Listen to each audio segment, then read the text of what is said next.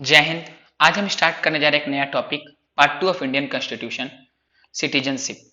Part 2 of Indian constitution को citizenship भी कहते हैं। सिटीजनशिप मतलब नागरिकता। नागरिकता से हम क्या समझते हैं? नागरिकता मतलब होता है जैसे एक स्पेशल कैटेगरी, जैसे देश में कोई भी रहे, सबको जीने का अधिकार है, सबको खाने का अधिकार है, सब नौकरी कर सकते, सब मतलब अपना रैन बसेरा कर सकते हैं। लेकिन सिटीजनशिप जिसको मिल जाता है उसको एक स्पेशल प्रोविजन होता है। कुछ ऐसे ऐसे चीजें होती हैं जो सिर्फ सिटीजन्स को ही मिलती हैं। जब हम आगे फंडामेंटल राइट डिस्कस करेंगे तो कुछ कुछ ऐसे फंडामेंटल राइट्स भी हैं जो कि सिर्फ नागरिकों को ही मिलते हैं और बाकी लोगों को नहीं मिलते। जो घूमने आए उनको नहीं मिलते, जो सिर्फ सिटीजन है उनको ही मिलते हैं। सिटीजनशिप से अर्थ है कि आप जैसे कि इसका कुछ स्पेशल प्रोविजंस मैं बता देता हूँ। जैसे आप इलेक्शन में भाग ले सकते हैं, आप नौकरी कर सकते हैं यहाँ पर सरकारी नौकरी, फिर आप इलेक्शन में खड़े हो सकते हैं, राज्यसभा के इलेक्शन हो, लोकसभा के हो, एज ए प्रेसिडेंट आप मतलब सिटीजन रहेंगे आप तो किसी भी तरह के इलेक्शन, किसी भी तरह के पद, किसी भी चीज पर आप जा सकते हैं। लेकिन आप सिटीजन नहीं है तो सिर्फ आप यहाँ पर रह सकते हैं, खा सकते हैं, आपको जीने का अधिकार है, लेकिन आपको जो स्पेशल प्रोविजन है वो सारी चीजें नहीं मिलेंगी। हमारे देश में जो सिटीजनशिप का कंसेप्ट है कहां से लिया गया? ब्रिटेन से। ब्रिटेन के संविधान से लिया गया सिटीजनशिप का कंसेप्ट। हमारे देश में सिटीजनशिप का कंसेप्ट ब्रिटेन यूके के संविधान से लिया गया है। सिटीजनशिप दो तरह का होता है, एक होता है डुअल सिटीजनशिप, एक होता है सिंगल सिटीजनशिप। डुअल सिटीजनशिप का मतलब होता है, डुअल सिटीजनशिप जैसे यूएसए। यूएसए में क्या होता है, आपके पास as a whole, as a country आपका एक सिटीजनशिप होता है और साथ साथ आपका जिस रीजन में या जिस स्टेट में आप रह रहे हो उसका एक अलग सिटीजनशिप होता है। जैसे कैलिफोर्निया का एक अलग सिटीजनशिप होगा और ओवरऑल यूएसए का एक अलग सिटीजनशिप होगा। लेकिन हमारे देश में क्या होता है, सिंगल सिटीजनशिप है। सिंगल सिटीजनशिप मतलब जिस स्टेट में रह रहे हैं आपका उसका सिटीजनशिप नहीं होता है, आपके पास एज अ होल इंडिया का सिटीजनशिप होता है। हम सब क्या है, भारत के नागरिक हैं, ना कि पंजाब के नागरिक हैं या हरियाणा के नागरिक हैं या बंगाल के नागरिक हैं या बिहार के नागरिक हैं। नहीं, हम कहाँ के नागरिक हैं? हम भारत के नागरिक। लेकिन यूएसए में क्या है, डुअल सिटीजनशिप है। जो यूएसए में रहता है उसका एक, जिस स्टेट में रह रहा है उसका एक सिटीजनशिप है, उसका साथ ही साथ उसका एक एज अ होल यूएसए का भी सिटीजनशिप है। आई होप आपको यहाँ तक क्लियर होगा सिटीजनशिप कितने टाइप के होते हैं, इसका मतलब क्या होता है, सिटीजनशिप क्या होता है। तो सिटीजनशिप का जो सबसे पहले डेफिनेशन किसने दिया था? एरिस्टोटल, अरस्तु ने दिया था। तो पार्ट 2 ऑफ इंडियन कॉन्स्टिट्यूशन हमें सिटीजनशिप के बारे में ही समझना है और साथ ही साथ हम सिटीजनशिप एक्ट 1955 को भी समझेंगे। जो पार्ट 2 ऑफ इंडियन कॉन्स्टिट्यूशन है कहां से कहां तक है? आर्टिकल 5 से लेकर 11 तक, अनुच्छेद 5 से लेकर 11 तक। आइए हम आर्टिकल 5 को डिस्कस करते हैं। आर्टिकल 5, आर्टिकल 5 में बोला गया है जब संविधान बना, जब संविधान आया तो उस टाइम नागरिकता कैसे दी जाएगी, संविधान के आने के साथ ही साथ नागरिकता कैसे दी जाएगी, इसके बारे में डिस्कशन कहाँ है? आर्टिकल 5 में है। संविधान बन के कब रेडी हुआ था? तो 26 नवंबर 1949 को, 26 नवंबर 1949। लेकिन लागू कब से हुआ? 26 जनवरी 1950, जिसे हम रिपब्लिक डे भी कहते हैं, गणतंत्र दिवस। तो लागू हुआ 26 जनवरी 1950 को। 26 जनवरी 1950 को लागू होने के साथ ही साथ ये जो आर्टिकल 5 है वो भी लागू हो गया। तो इसमें क्या कहा गया, जो जो व्यक्ति भारत में पैदा होगा वो क्या होगा? भारत का नागरिक होगा। जिस व्यक्ति के माता या पिता दोनों में से कोई भारत में पैदा हुए हैं लेकिन वो भारत में पैदा नहीं हुआ, वो भी क्या होगा? भारत का नागरिक होगा। और तीसरा बोला गया, जो व्यक्ति भारत में संविधान आने के 5 साल पहले से रह रहा है उसे भी क्या मिलेगी? नागरिकता मिल जाएगी। 5 साल पहले से रह रहा है तो उसे भी क्या मिलेगी? नागरिकता मिल जाएगी। आर्टिकल 5 में यही बोला गया कि संविधान के आने के साथ ही साथ किस तरह से नागरिकता दी जाएगी। अब आते हैं हम आर्टिकल 6 में। आर्टिकल 6 में क्या बोला है, भारत का जब विभाजन हुआ, भारत और पाकिस्तान बना, तो कुछ लोग पाकिस्तान से क्या किए, माइग्रेट करके भारत आए, इंडिया आए। तो जब इंडिया आए तो उन्हें नागरिकता देनी चाहिए, तो मिलनी चाहिए भाई उन्हें भी नागरिकता। तो जब वो आते थे उनको आने के साथ ही साथ नागरिकता मिल जाती थी। लेकिन इसके इसके थोड़ा गलत उपयोग होने लगा, इसको इसमें प्रॉब्लम्स होने लगी, गलत गतिविधियां होने लगी, टेररिस्ट एक्टिविटीज होने लगी। तो इसके बाद क्या किया गया, एक परमिट लॉ पारित किया गया। परमिट लॉ पारित किया गया 19 जुलाई 1948 को। 19 जुलाई 1948 को परमिट लॉ लागू किया गया। परमिट लॉ लागू करने से क्या हुआ, जो परमिट लॉ लागू होने से पहले आए थे वो उनको आने के साथ ही साथ नागरिकता मिल जाती थी। लेकिन जो 19 जुलाई 1948 के बाद आए उन्हें भी नागरिकता मिलती थी, लेकिन उन्हें आकर रजिस्ट्रेशन करना पड़ता था और रजिस्ट्रेशन के 6 मंथ के अंदर अंदर क्या उनको नागरिकता मिल जाती थी। अभी भी नागरिकता दी जा रही थी, लेकिन अब उसको थोड़ा प्रोसेस कर दिया गया था, वेरिफिकेशन किया जाता था, उसके बाद नागरिकता दी जाती थी। अब आते हैं आर्टिकल 7 में। आर्टिकल 7 में क्या बोला है, जब विभाजन होने का जब सिचुएशन क्रिएट हो गया था तो उस टाइम क्या हुआ, जब सिचुएशन क्रिएट हो गया था तो क्या हो, कुछ लोग पहले ही जाने लगे थे, क्या करने लगे थे, पहले ही पलायन करके, माइग्रेट करके जाने लगे थे भारत से पाकिस्तान। तो वहां पाकिस्तान तो गए लेकिन वहां पे उन्हें अच्छा नहीं लगा, फिर वो वापिस आ गए। तो उनको नागरिकता मिलनी चाहिए या नहीं मिलनी चाहिए? तो भाई मिलनी चाहिए, उन्हें भी नागरिकता मिलनी चाहिए, क्योंकि उन्हें लगा कि नहीं हमें जाना पड़ेगा, मजबूरी है, चल जाते हैं।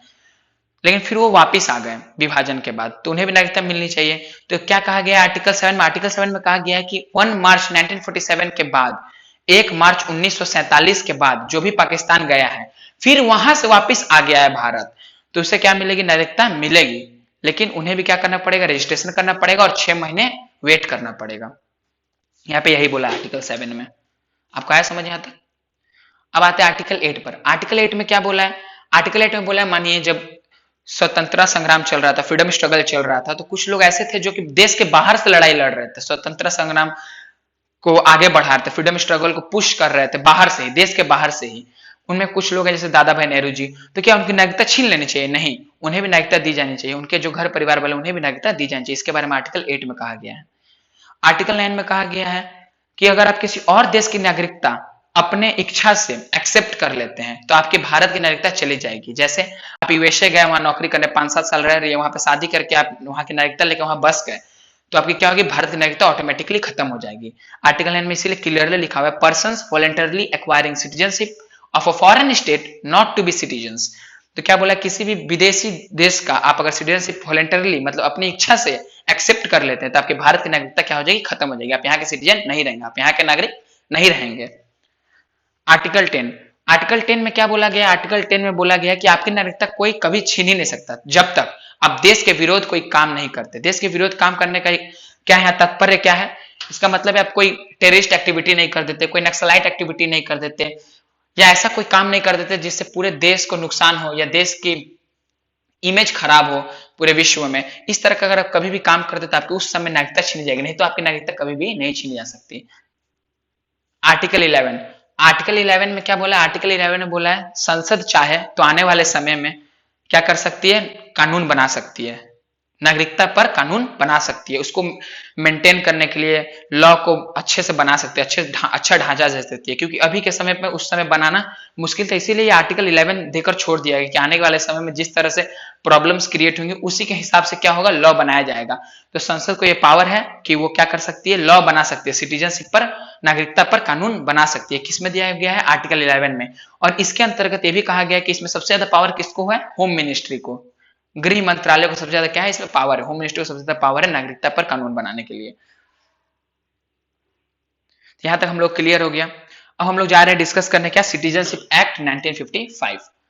सिटीजनशिप एक्ट 1955, तो एक नागरिकता कानून आया 1955। इसमें सबसे पहली बार संशोधन 1986 में किया गया। फर्स्ट अमेंडमेंट कब हुआ? सिटीजनशिप एक्ट में 1986 में। बनाया कब गया था? लागू कब किया गया था? 1955 में। सिटीजनशिप एक्ट आया 1955 में, फर्स्ट अमेंडमेंट हुआ 1986 में, उसके बाद 1992 में, 2003 में, 2005 में, 2019 में। तो जो सिटीजनशिप एक्ट है इसमें क्या है? इसमें 5 प्रोविजंस है नागरिकता देने के और 3 प्रोविजंस है नागरिकता लेने के। मतलब सिटीजनशिप देने के कितने प्रोविजंस हैं? 5। और सिटीजनशिप वापिस ले लेने के, आपसे आपकी नागरिकता छीन लेने के 3 प्रोविजंस हैं। तो इसको हम डिस्कस करेंगे। तो इसमें क्या क्या प्रोविजंस है इस एक्ट में? तो for providing citizenship there are 5 provisions. First one, पहला प्रोविजन क्या है? By birth. तो जो जन्म लिया उसको नागरिकता दे दी जाती थी। 1955 में जब ये एक्ट आया तो जो भी व्यक्ति यहाँ पे जन्म लेता था उसको नागरिकता मिल जाती थी, भारत की नागरिकता मिल जाती थी। लेकिन समय के साथ साथ इसमें इसका फायदा उठा के अलग अलग गतिविधियां होने लगी, प्रॉब्लम क्रिएट होने लगा। तो क्या किया गया? इसमें संशोधन किया गया। 1986 में संशोधन किया गया और क्या कहा गया? नहीं, यहाँ पे जन्म लेने वालों को नागरिकता मिलेगी, लेकिन उसके माता या पिता दोनों में से कोई एक क्या होना चाहिए? भारत का नागरिक होना चाहिए। 1986 में क्या बोला गया? माता या पिता दोनों में से कोई एक क्या होना चाहिए? नागरिक होना चाहिए। माता या पिता दोनों में से कोई एक नागरिक होना चाहिए, तभी यहाँ पे जन्मे बच्चे को क्या मिलेगी? यहाँ की नागरिकता मिलेगी। तो यहाँ तक ठीक था, लेकिन इसके बाद फिर भी इसका प्रॉब्लम क्रिएट हो रहा था इसमें। तो फिर इसमें एक संशोधन किया गया 2003 में। क्या कहा गया? माता या पिता दोनों में से एक यहाँ के तो होने ही चाहिए, माता या पिता दोनों में से एक यहाँ का नागरिक तो होने ही चाहिए, साथ ही साथ अपनी जगह पर दोनों ही वैलिड होने चाहिए। वैलिड होने का अर्थ क्या है? जैसे मानिए जो उसकी बच्चे की माता है वो यहाँ की है, भारत की है, और पिता जो है वो मानिए पाकिस्तान से आए थे। तो पाकिस्तान से यहाँ पर वीजा पर आए थे, पासपोर्ट लेकर, वीजा लेकर अपना आए थे कि हम यहाँ पर पढ़ने आ रहे हैं। तो पढ़ने आ रहे हैं तो आप यहाँ पर शादी करके आपका, अगर आप शादी कर लेते हैं फिर आपका बेबी होता है तो उसको नागरिकता नहीं मिले, क्योंकि आप वैलिड नहीं है। आप यहाँ पे शादी करने के माध्यम से नहीं आए थे, आप शादी करने के लिए नहीं आए थे, बल्कि आप यहाँ पढ़ने आए थे, तो पढ़ने आए थे तो यहाँ पे आप शादी कैसे किए, तो इस केस में आप वैलिड नहीं है। तो वैलिड बोलने का यही अर्थ है कि माता या पिता दोनों में से कोई एक यहाँ का होना चाहिए, साथ ही साथ दोनों अपने अपने जगह वैलिड होना चाहिए। जो रीजन के लिए आप आए थे वो रीजन ना करके आप कुछ और ही कर दिए, तो उस समय आपको क्या मिलेगी, नागरिकता नहीं मिलेगी। दूसरा, on the basis of heredity, दूसरा प्रोविजन जिससे नागरिकता दी जाती है, on the basis of heredity मतलब वंशावली के ऊपर। वंशावली के ऊपर क्या की जाती है, नागरिकता दी जाती है। बहुत सारे लोग हैं हमारे देश में, लगभग लोगों को इसी के ऊपर मिलते हैं। आपके दादा को मिली थी, फिर आपके पिताजी को, फिर आपको, फिर आपके आने वाली पीढ़ियों को मिलेगी। यही तरीका है। तो जब 1955 में नागरिकता कानून बना था, तो उस टाइम जो वंशावली थी सिर्फ पिता की तरफ से देखी जाती थी, पिता की ओर से देखी जाती थी, माता की ओर से नहीं देखी जाती थी। तो इसके खिलाफ बहुत ज्यादा विरोध हुआ। कहा गया कि ये तो पुरुष प्रधान समाज का एक एग्जाम्पल सेट किया जा रहा है, महिलाओं को दबाया जा रहा है। तो ये सब चीज होने के बाद, और ये सही भी था एक तरह से, क्यों ऐसा हो, महिलाएं और पुरुष सब बराबर हैं, इसीलिए यहाँ पे क्या किया गया, बाद में संशोधन किया गया 1992 में, और कहा गया माता या पिता दोनों में से किसी का भी वंशावली या हेरिडिटी है तो उसको क्या मिलेगी, नागरिकता मिलेगी। अब आते हैं तीसरा तरीका जिससे नागरिकता मिलती है, बाय रजिस्ट्रेशन। रजिस्ट्रेशन मतलब पंजीकरण, मतलब आपको एक फॉर्म फिल करना पड़ेगा।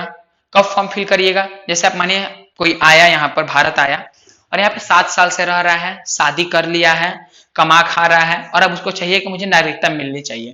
तो 7 साल से रह रहा है, शादी वादी कर लिया है, तो उसको क्या है कि उसके बाद सब डॉक्यूमेंट्स होंगे कि मैं यहाँ पे रह रहा हूँ, उसका प्रूफ होगा, मैरिज सर्टिफिकेट होगा, 7 साल से जहाँ रह रहा है उसका सर्टिफिकेट होगा।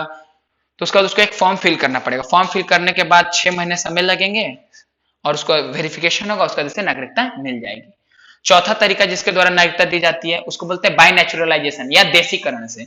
बाय नेचुरलाइजेशन या देशीकरण, देशीकरण कहने का अर्थ यह है कि, देशीकरण या नेचुरलाइजेशन कहने का अर्थ है कि कोई व्यक्ति है जो भारत में 10 साल से रह रहा है, यहाँ की कोई एक भाषा जानता है और किसी एक फील्ड में बहुत ही ज्यादा माहिर है, जैसे आर्ट्स में या साइंस में या कोई म्यूजिकल इंस्ट्रूमेंट बजाने में या सिंगिंग में, किसी एक फील्ड में बहुत ही ज्यादा माहिर है, तो उसको क्या होगी, नागरिकता मिल जाएगी देशीकरण से। देशीकरण बोलने का अर्थ ये होता है कि जैसे कि यहाँ के कल्चर को समझने लगा, 10 साल से कोई व्यक्ति रह रहा है, यहाँ की भाषा भी जानता है, तो क्या है, यहाँ की कल्चर को समझ रहा है, बहुत उसको अच्छे से उसको समझ में आ रहा है, यहाँ का कल्चर कैसा है, यहाँ के रीति रिवाज कैसे हैं। इसका सबसे बेस्ट एग्जाम्पल आपको देखने को मिलेगा अदनान समी का। उनको भी 10 साल यहाँ पे रहे थे, सिंगर थे और यहाँ की भाषा जानते थे, कोई इंडियन लैंग्वेज जानते थे अच्छे से। कोई भी इंडियन लैंग्वेज बोलने का अर्थ है जो 22 शेड्यूल्ड लैंग्वेज उसमें से कोई एक जानना, ठीक है, तो वो जानते थे। तो इसीलिए उनको देशीकरण के माध्यम से उनको क्या मिल गई, नागरिकता मिल गई। तो ये 4 तरीके समझ में आ गए। 5वां तरीका जिसके माध्यम से दिया जाता है माने ऑक्युपाइड टेरिटरी। ऑक्युपाइड टेरिटरी मतलब जो रीजन हमारे देश का हिस्सा नहीं था, बाद में हमने उसे मिलाया, तो वहां के लोगों को नागरिकता देना पड़ेगा। तो वो नागरिकता देने के लिए ये 5वां प्रोविजन है। जैसे सिक्किम को हम लोगों ने अपना हिस्सा बनाया, तो वहां के लोगों को भी नागरिकता देना पड़ेगा, तो उसी के लिए ऑक्युपाइड टेरिटरी का प्रोविजन रखा गया है। इसमें किसी भी टेरिटरी जिसको हम लोग ऑक्युपाई करेंगे वहां के लोगों को ऑटोमेटिकली नागरिकता मिल जाएगी। तो 5 प्रोविजन समझ में आ गए जिससे नागरिकता दी जाती है। पहला बाय बर्थ, दूसरा बाय हेरिडिटी, तीसरा बाय रजिस्ट्रेशन, चौथा बाय नेचुरलाइजेशन और 5वां ऑक्युपाइड टेरिटरी के लोगों को। ये सारी चीजें आपको समझना, साथ साथ इसमें जो अमेंडमेंट्स मैंने बताया इसको भी ध्यान रखिएगा। अब आते हैं विड्रॉइंग सिटीजनशिप, मतलब आपसे आपकी नागरिकता छीनने के लिए कितने प्रोविजन है, 3। सिटीजनशिप एक्ट में देने के लिए 5 प्रोविजन थे और छीनने के लिए 3 प्रोविजन है। छीनने के लिए 3 प्रोविजन है। पहला प्रोविजन, अगर आप वॉलेंटरली किसी दूसरे देश की नागरिकता एक्सेप्ट कर लेते हैं तो आपकी भारत की नागरिकता क्या होगी, खत्म हो जाएगी। अगर वॉलेंटरली आप किसी दूसरे देश की नागरिकता एक्सेप्ट कर लेते हैं ताकि भारत की नागरिकता खत्म हो जाएगी, पहला प्रोविजन। दूसरा प्रोविजन छीनने का, अगर देश के विरुद्ध आप कोई कार्य कर देते हैं तब भी आपकी नागरिकता छीन ली जाएगी। आपको देश के विरुद्ध क्या होता है मैं समझा चुका हूं पहले ही। और तीसरा, अगर आपने फ्रॉड से सिटीजनशिप एक्वायर किया था तब भी आपकी क्या हो जाएगी, सिटीजनशिप ले ली जाएगी। फ्रॉड से मतलब क्या है आपका, जैसे कि आप गलत डॉक्यूमेंट दिखा दिए कि मैं यही जन्म लिया हूं, या आप गलत हेरिडिटी दिखा दिए कि हाँ मैं इस हेरिडिटी का हूं, ये मेरे पिता है, ये मेरे माता है, लेकिन वो असलियत में है नहीं, और बाद में ऐसा पता लगता है तो आपकी सिटीजनशिप छीन ली जाएगी। आप गलत रजिस्ट्रेशन कर दिए, आप 1 साल से ही रह रहे हैं, दिखा दिए हम 7 साल से रह रहे हैं, फर्जी तरीके से अगर आप अपनी नागरिकता लिए हैं तो पता लगने के साथ ही साथ तुरंत ही आपकी सिटीजनशिप आपसे छीन ली जाएगी। तो 3 तरीके समझ में आ गए। अगर वॉलंटरली एक्सेप्ट कर लेते तब नागरिकता छीन ली जाएगी, देश के विरोध कोई काम कर लेते तब भी आपकी नागरिकता छीन ली जाएगी, और फ्रॉड से अगर आप नागरिकता एक्वायर किए थे, लिए थे, तब भी आपकी नागरिकता छीन ली जाएगी। तो आज के लिए बस इतना ही, मिलते हैं नेक्स्ट वीडियो में।